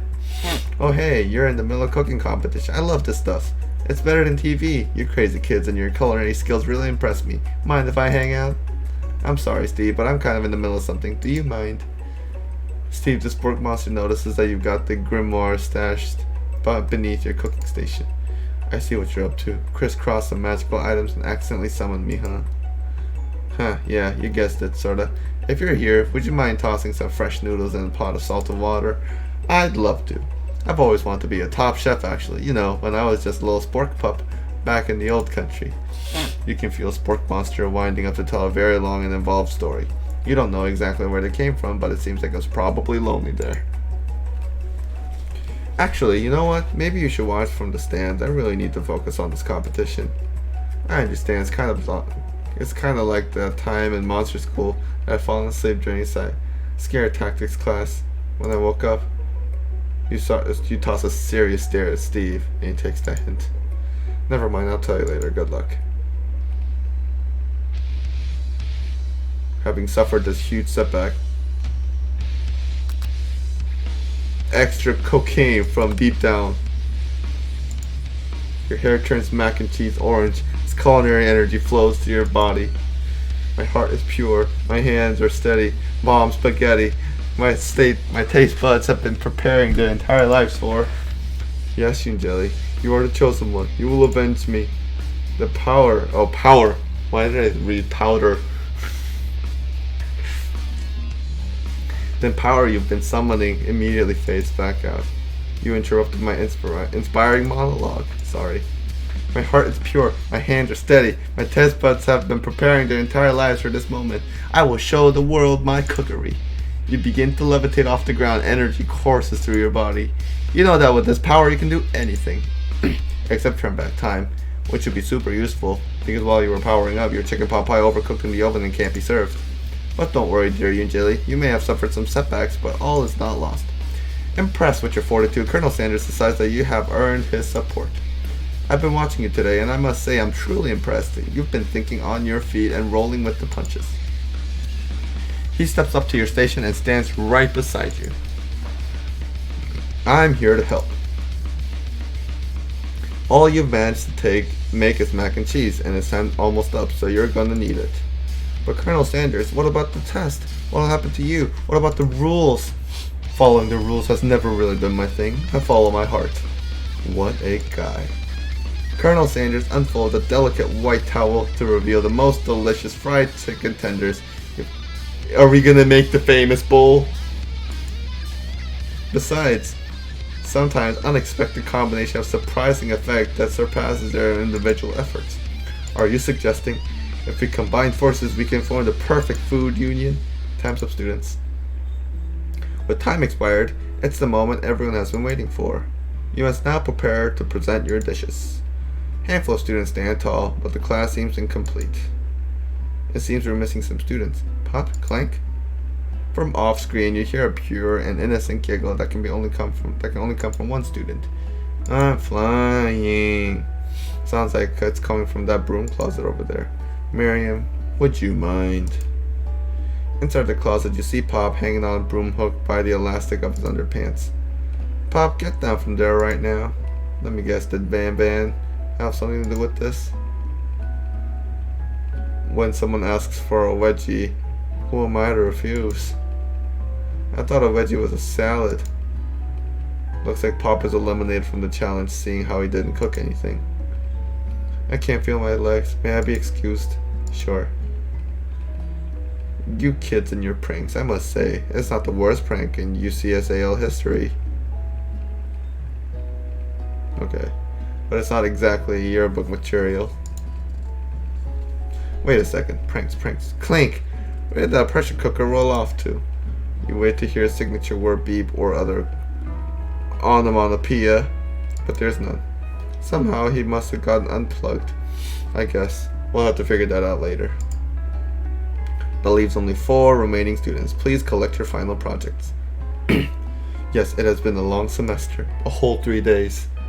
Wow. Wow, 3 whole days long. After days of hard work. I mean, I guess that's like 21 days in dog year for me to eat. Miriam, please step forward. Now describe your dish. I've made tender udon noodles and savory soup. My word, it's so delicate. Is that a teeny tiny narutomaki I spy afloat in its itsy bitsy bowl? Yes, chef. Please call me Sprinkles. Chef is my father's name. Yes, Sprinkles. And some green tea made from baby tea leaves that I picked myself. Sprinkles carefully sniffs around the dish before opening his mouth and letting just the tip of his pink dog tongue dip into the bowl. Sublime. Would anyone else like a taste? Oh, come on, I'm not one of those dogs who doesn't floss. I even have a really cute electric toothbrush for dogs. Fine, I'll enjoy it all by myself. In a flash, the entire meal has been devoured. Not that it took much. It was less than a thimble's worth of soup. A+. Rarely do I taste a dish with this much love poured into it as yours. Miriam is overjoyed. She gives you a huge hug. Thank you, Angeli, for helping me to believe in myself. Van Van, you're up. Now, describe your dish. He gonna kill someone else. Uni over smooth egg custard and axe-hewn urchin shell topped with caviar. To just skewer one type of urchin with spines from a second, different colored type of urchin. Yes, Sprinkles. A bit much, don't you think? That's exactly why I did it. A bit much is kind of a brand. Doesn't it look cool? Sprinkles leans to sniff to Uni, but he can't get his nose close on account of all the spikes. He begins to paw at it erratically, causing the custard to slosh around. Woof woof. Please be gentle with my cuisine. Grrr. Van Sprinkles goes all in, tongue first, but he can't get past all the needles. He reels back as his tongue is poked and prodded. Youch, my tongue. The professor appears to be having an allergic reaction to the sting. I can't eat this. It keeps poking my tongue. Disqualified. Stunning turn of events. Who would have thought that serving food in a bowl made of needles could make it difficult to eat? Dejected Van Van does not go gentle into the night. Disqualified for glamour? Don't discount the simplicity. This isn't the last you've heard of me. Before forcing us to endure his swollen tongue for another moment, Sprinkles graciously laps up a bowl of milk. I know, yeah, I'm a dog and I drink milk. Get over it. Sometimes it helps calm my agitated tongue. Wait.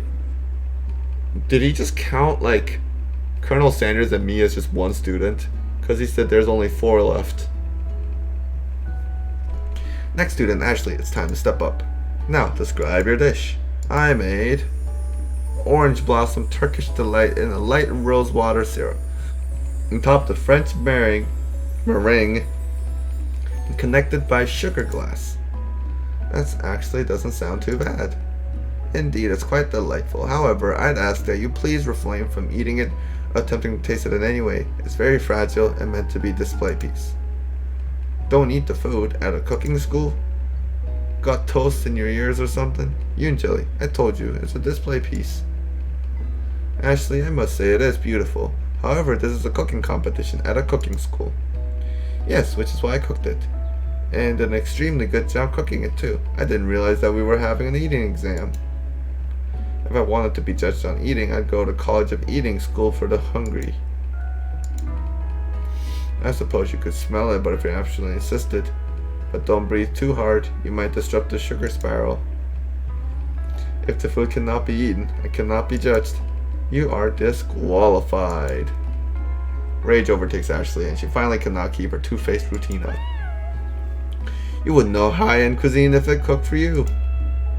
And with that, Ashley storms off to rededicate herself to being the best, but this time without being shackled by trying to be fake nice and liked by everyone.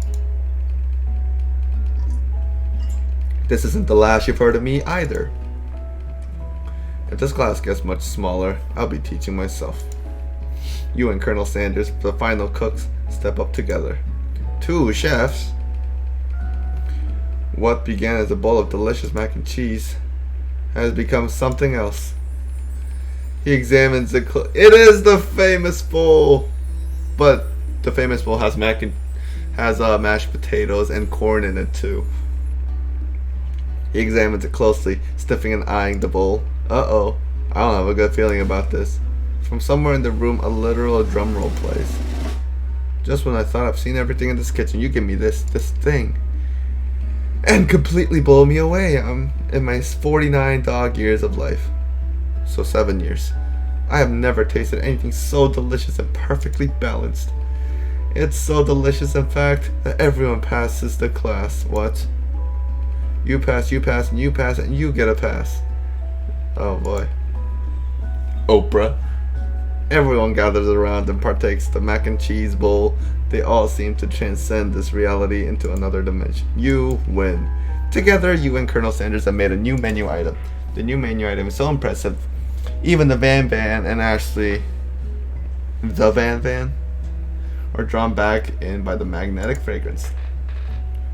When they gaze upon your mac and cheese bowl, they admit that you are indeed an excellent chef. Sprinkles declares that you have passed. Everyone has passed. There were supposed to be more battles, but come on, how could they be better than this one? Now that the school year is complete and everyone has graduated, the students return for one last assignment, to get their groove on. The cafeteria has been completely redecorated in order to serve as a site of the school's graduation dance. Compared to the massive high-tech cooking area, the humble decor seems downright cute and cozy. DJ Doc in the house! He knew that Sprinkles was a master chef, but also world-renowned turntablist. Who would say you can't teach the old dog new tricks? Van and Ashley tell everyone that they're committed themselves to righting the wrongs they did while they were the villains. For a moment, you actually believe them. Not another haunting. No ghosts allowed at graduation. It's clearly written in the school's bylaws. I was actually never a ghost. It was all a trick to get you to finally notice. Oh, amusing. And now that everyone is together, it's the Spork monster. He has finally totally mellowed down. Everyone. Well, they say the Spork monster, but we already saw two different ones. The Spork monster is no more. From here on out, I prefer that everyone refer to me by my new name, Party Monster. Student tries to finish what he had to say, but everyone is too wrapped up talking to Party Monster.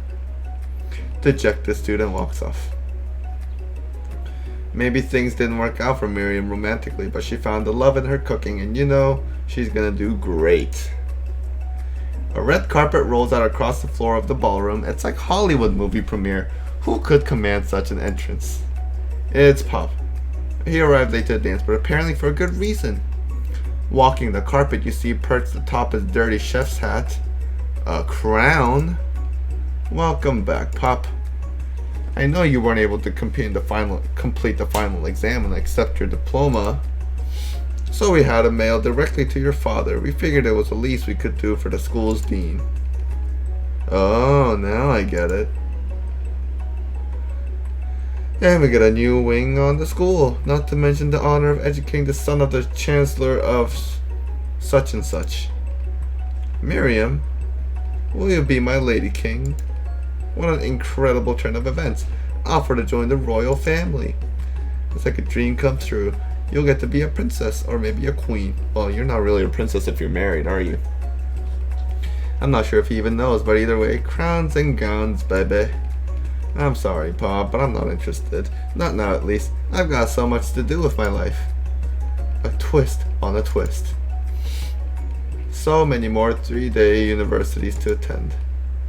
So many tiny foods to meticulously sculpt and then watch get accidentally blown away by a single sneeze. Okie doke. The music at the dance is interrupted by the sound of sparkling and electrical hissing. It's Clink, who has arrived late to the dance. Now that I have graduated, I can reveal my truth. Whoa, he's still doing the talking thing. I am Clank. I am not of this earth. I'm actually from a faraway planet in another dimension. What? What? I actually feel like I knew this the whole time.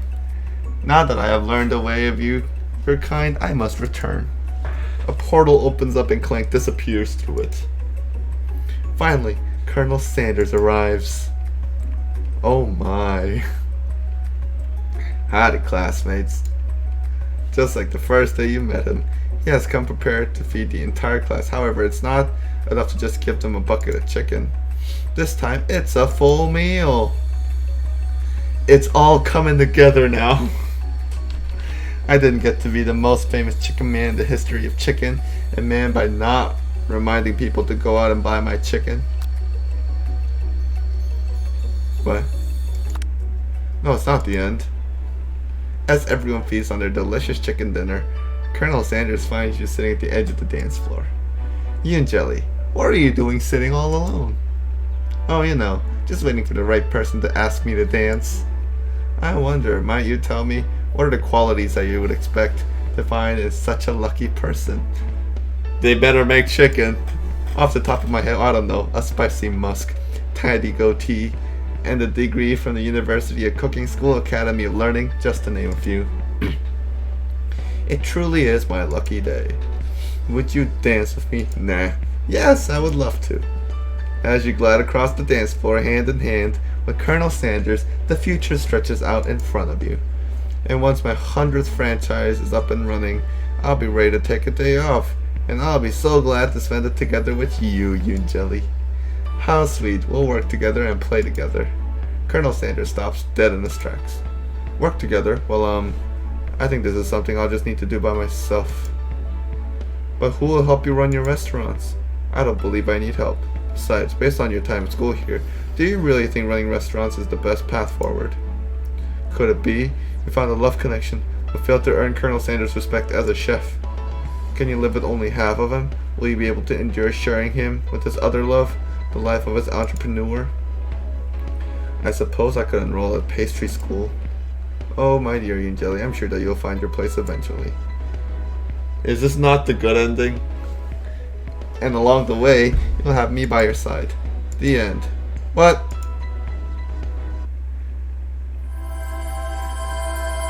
It's because I failed the...